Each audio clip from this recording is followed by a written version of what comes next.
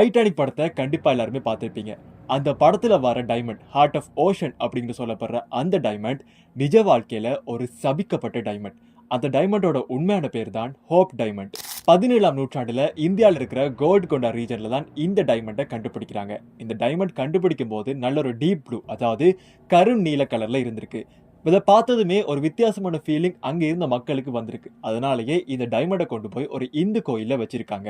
இதுக்கப்புறமா வெள்ளையர்களால இந்த டைமண்ட் கொள்ளையடிக்கப்பட்டிருக்கு. இதுக்கப்புறமா தான் இந்த டைமண்ட் சபிக்கப்பட்டிருக்கு. முதல் முறையா இந்த டைமண்டை கிங் லூயிஸ் தான் 1668ஆம் ஆண்டு வாங்கியிருக்காரு. இதை வாங்கி 69 கேரட் டைமண்டா இதை வெட்டி பிரெஞ்ச் ப்ளூ அப்படின்னு சொல்லி பேர் வச்சு இந்த டைமண்டை வித்திருக்காரு. ஹென்ரி ஹோப் அப்படிங்கிறவர் இந்த டைமண்டை வாங்கினதுக்கு பிறகுதான் இந்த டைமண்டுக்கு ஹோப் டைமண்ட் அப்படின்னு சொல்லி பேரும் வச்சிருக்காங்க. பெரிய பணக்காரங்களா இருந்த இந்த ஹோப் குடும்பம் இந்த டைமண்ட் வந்ததுக்கு பிறகு பெரிய பெரிய பிரச்சனைகளை சந்திச்சிருக்காங்க. நிறைய கடன் தொல்லை, இதனாலே பாத்தீங்கன்னா அவங்களுடைய சொத்துக்கள் எல்லாத்தையுமே ஆல்மோஸ்ட் அவங்க இழக்கிறாங்க. இந்த டைமண்ட்ல இவ்வளவு பிரச்சனை இருக்கு அப்படிங்கறத தெரிஞ்சு இந்த டைமண்டை ஈவ்லின் அப்படிங்கிற ஃபேமிலிக்கு விற்கிறாங்க. இந்த டைமண்டை ஈவ்லின் ஃபேமிலி வாங்கினதுக்கு பிறகு அவங்களுடைய குடும்பத்துல மிகப்பெரிய பிரச்சனைகள் வெடிக்குது.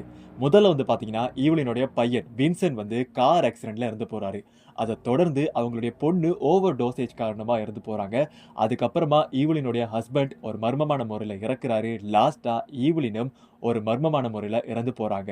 ஸ்மித்சோனியன் நேஷனல் மியூசியம்ல இந்த டைமண்ட் இன்னும் இருக்கு. இந்த டைமண்டோட பெருமதி கிட்டத்தட்ட இந்திய மதிப்புல 2500 கோடி. இப்ப நீங்க சொல்லுங்க, உங்களால முடிஞ்சா இந்த டைமண்டை நீங்க வச்சிருப்பீங்களா?